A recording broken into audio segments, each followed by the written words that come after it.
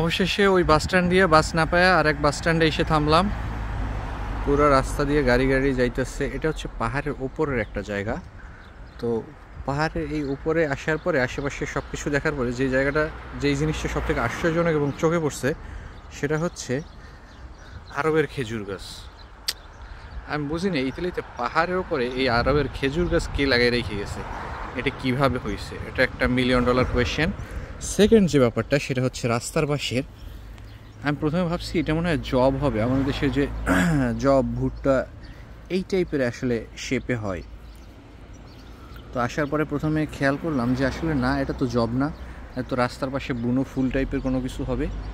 সব জায়গায় মনে করেন এই গাছটা দিয়ে মোটামুটি এটার আশেপাশের আর কি সিনারিওতে পুরো ভরপুর।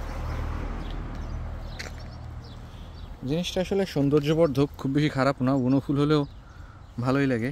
মাঝখানে র্যান্ডমলি কত যে ফুল গাছ, আপনি যেদিকেই তাকাবেন সেদিকেই মনে হচ্ছে যেন সবুজ আচ্ছাদিত, আর নতুন কিছু দেখতে পাবেন। স্মল ডগ, এরা হচ্ছে মানুষের থেকে কুকুরকে বেশি বিশ্বাস করে, ভালোবাসে। মানুষ নাকি বেইমান, কুকুর বেইমানি করে না। ওকে ফাইন, ঠিক আছে। কুকুর হচ্ছে সব থেকে বেশি প্রভুভক্ত প্রাণী। ভাল লাগছে বিষয়টা। সব জায়গায় পাখির কলকাকলিতে ভরপুর।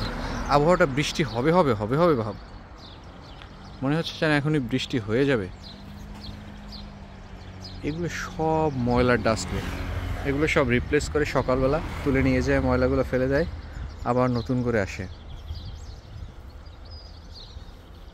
আবহাওয়াটা খুবই ভালো লাগতেছে, মানে টেম্পারেচারও একদম 20-22, হালকা মৃদু একটা হাওয়া আশেপাশে সব দিকে,